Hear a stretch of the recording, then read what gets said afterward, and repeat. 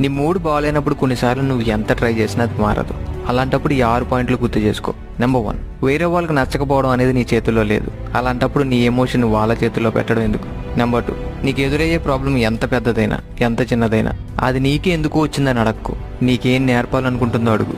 Number 3, జరిగింది ముఖ్యం కాదు, దానికి నువ్వు ఎలా రియాక్ట్ అవుతున్నావు అనేది ముఖ్యం. నెంబర్ 4, ఉన్న ఈ చిన్న లైఫ్లో నీ బాధలాగే ఏది పర్మనెంట్ కాదు.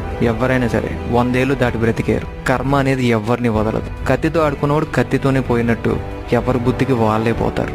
నెంబర్ 5, నీ ఏజ్ 40 years లోపు ఉంటే లైఫ్లో వేరే వాళ్ళకంటే లేట్ అయిపోయావు అనుకోకు.